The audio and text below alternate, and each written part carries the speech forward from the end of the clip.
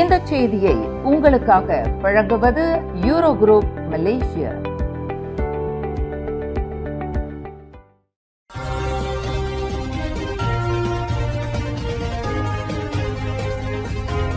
வணக்கம். திசைகளின் 5 மணி செய்திகள். சுலாவேசி கடல் விவகாரத்தில் சபாவுக்கு முழு உரிமை, பிரதமர் அன்வாரின் அதிரடி உறுதிமொழி.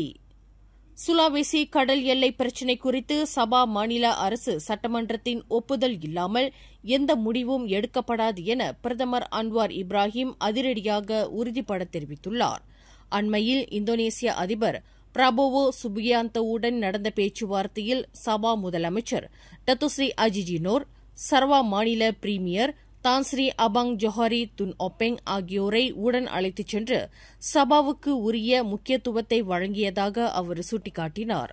1982ஆம் ஆண்டு ஐக்கிய நாடுகள் கடல்சார் சட்டம், வரலாறு, சபா மாநில அரசின் ஒப்புதல் ஆகியவற்றின் அடிப்படையிலேயே பேச்சுவார்த்தைகள் நடைபெறும் என அன்வார் பகிரங்கமாக அறிவித்து சர்ச்சைகளுக்கு முற்றுப்புள்ளி வைத்தார். மலேசிய புத்ரா பல்கலைக்கழகம் UPM அருகே நேற்று மழலையர் பள்ளி மாணவர்களை ஏற்றிச் சென்ற பேருந்து மரத்தில் மோதிய விபத்து, ஓட்டுநருக்கு போதிய தூக்கம் இல்லாததே காரணம் என சிர்டாங் காவல்துறை தலைவர் முகமது ஃபாரிட் அஹ்மத் உறுதிப்படுத்தினார். 44 வயதான அந்த ஓட்டுநர் 2 நாட்கள் விசாரணைக்காக தடுத்து வைக்கப்பட்டுள்ளதோடு அவருக்கு 13 போக்குவரத்து சம்மன்கள் நிலுவையில் உள்ளதும் தெரியவந்துள்ளது. இந்த சம்பவத்தில் ஓர் ஆசிரியரும் 3 மாணவர்களும் காயமடைந்த நிலையில் பேருந்து கட்டுப்பாட்டை இழந்து மரத்தில் மோதிய காட்சிகள் சமூக வலைதளங்களில் தீவிரமாக பகிரப்பட்டு அதிர்ச்சியை ஏற்படுத்தியுள்ளன. மக்களின் வாழ்க்கை செலவு பிரச்சினைகளுக்கு நிரந்தர தீர்வு காண சமூக உதவிகளை வெறும் பணம் வழங்குவதோடு நிறுத்தாமல் வேலைவாய்ப்புகளையும் வணிக நடவடிக்கைகளையும் அதிகரிக்கும் வகையில் மாற்றியமைக்க வேண்டும் என பொருளாதார வல்லுநர்கள் அதிரடியாக வலியுறுத்தியுள்ளனர். கல்வி, சுகாதாரம் போன்ற எதிர்கால சார்ந்த துறைகளில் மானியங்களை அதிகரித்து மக்களை தன்னம்பிக்கை உள்ளவர்களாக மாற்ற வேண்டும் என்றார். மாசா எனப்படும் இன்ஸ்டிடியூட் மாசடப்பன் மலேசியாவின் மேட்லைன் பர்மா, வெறும் பண உதவி தற்காலிக நிவாரணமே என்றும் தவறாக பயன்படுத்த வாய்ப்புள்ளதாகவும் எச்சரித்த அவர், RON 95 பெட்ரோல் மானிய சேமிப்புகள், விற்பனை சேவை வரி SST விரிவாக்கம் மூலம் கிடைக்கும் கூடுதல் வருவாயை இதற்காக பயன்படுத்தலாம் என பரிந்துரைத்துள்ளார். சிலாங்கூர் ஃபெல்டா சுங்காய் புவாயா அருகே ஜாலான் கியாம்பாங் சாரி 1 பகுதியில் நேற்று மாலை ஏற்பட்ட பெரும் காட்டுத்தீ சுமார் 60 ஏக்கர் நிலப்பரப்பை நாசம் செய்துள்ளது. நேற்று மாலை 6:36 மணிக்கு அவசர அழைப்பு கிடைத்ததும் புக்கெட் சந்தோசா, ரவாங் ஆகிய பகுதிகளில் இருந்து தீயணைப்பு வீரர்கள் விரைந்தனர். இன்று காலை 7 மணி நிலவரப்படி 23.47 ஹெக்டேர் தீ கட்டுப்படுத்தப்பட்டுள்ள நிலையில் மீதமுள்ள 0.80 ஹெக்டேர் பரப்பளவில் தீயை அணைக்கும் பணிகள் தீவிரமாக நடைபெற்று வருவதாக மலேசிய தீயணைப்பு மீட்புத்துறை தெரிவித்துள்ளது. டிவெட் எனப்படும் தொழிற்பயிற்சி குறித்த விளக்கத்திற்காக DAP கட்சியைச் சேர்ந்த 30 நாடாளுமன்ற உறுப்பினர்கள் அம்னோ தலைமையகத்திற்கு வருகை புரிந்து பார்வையிட்டிருந்தனர். இந்த விவகாரத்தை மாசிசா துணைத் தலைவர் மா ஹங்சுன் ஆபாசமான வார்த்தைகளால் இழிவாக விமர்சித்தார். அவ்வாறான விமர்சனத்திற்கு கம்பார் நாடாளுமன்ற உறுப்பினர் சாங் ஜெமின் கடும் கண்டனம் தெரிவித்துள்ளார்.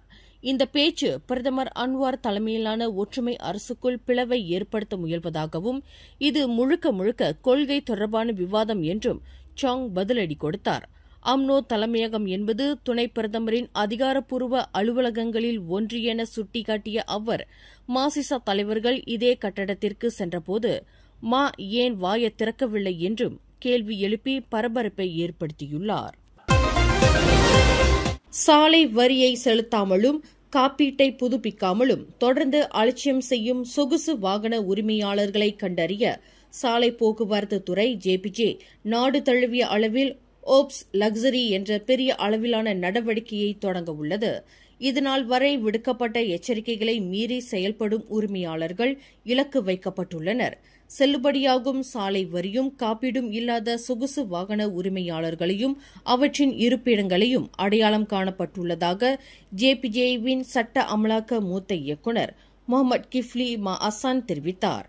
ஜேபிஜே எந்த சமரசமும் இன்றி பறிமுதல் நடவடிக்கை எடுக்கும் என்றும் விதிகளை மீறும் சொகுசு வாகனங்களுக்கு எதிராக சட்டம் கடுமையாக செயல்படும் என்றும் எச்சரித்துள்ளார். கோலாலம்பூர் செராஸ் அடுக்குமாடி குடியிருப்பில் 7 மாத குழந்தை பலியான சம்பவம் பெரும் அதிர்ச்சியை ஏற்படுத்தியுள்ளது. குழந்தையின் மரணத்திற்கு காரணம் 1 மாதத்திற்கும் மேலாக நடந்த தொடர் வன்முறையும் கொடுமைகளும் தான் என கோலாலம்பூர் காவல்துறையின் இடைக்கால தலைவர் டாக்டர் முகமது யூசுப் ஜான் முகமது உறுதிப்படுத்தியுள்ளார். பிரேத பரிசோதனையில் குழந்தையின் உடல் முழுவதும் காயங்களும் மண்டை ஓட்டில் எலும்பு முறிவும் கண்டறியப்பட்டுள்ளன. குழந்தை தொடர்ந்து அழுததால் தத்தெடுத்த தாய்க்கு ஏற்பட்ட மன அழுத்தமே இந்த கொடூர சம்பவத்திற்கு காரணம் என தெரியவந்துள்ளது. தாய் போதைப்பொருள் பயன்படுத்தியது உறுதி செய்யப்பட்டுள்ள நிலையில் தத்தெடுத்த தம்பதியினர் கைது செய்யப்பட்டுள்ளனர். ஜொஹூரில் வியட்நாம் பெண் தலைமையில் செயல்பட்டு வந்த போதைப்பொருள் கடத்தல் கும்பல் அதிரடியாக பிடிபட்டது. 2 அடுக்குமாடி குடியிருப்பு பகுதியில் கடந்த வாரம் நடந்த வெவ்வேறு சோதனைகளில் 4.9 மில்லியன் ரிங்கெட்டுக்கும் அதிகமான மதிப்புள்ள போதைப் பொருட்கள் கைப்பற்றப்பட்டதாக ஜொஹூர் காவல்துறை தலைவர் டாக்டர் எம் குமார் தெரிவித்தார்.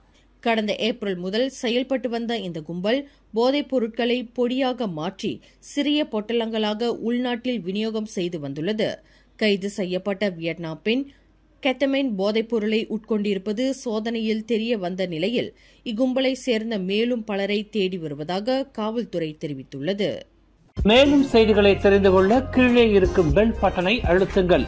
உங்கள் மகிழ்ச்சியை வெளிப்படுத்த லைக் மற்றும் ஷேர் செய்யுங்கள். தொடர்ந்து திசைகளோடு இணைந்திருக்க சப்ஸ்கிரைப் செய்யுங்கள்.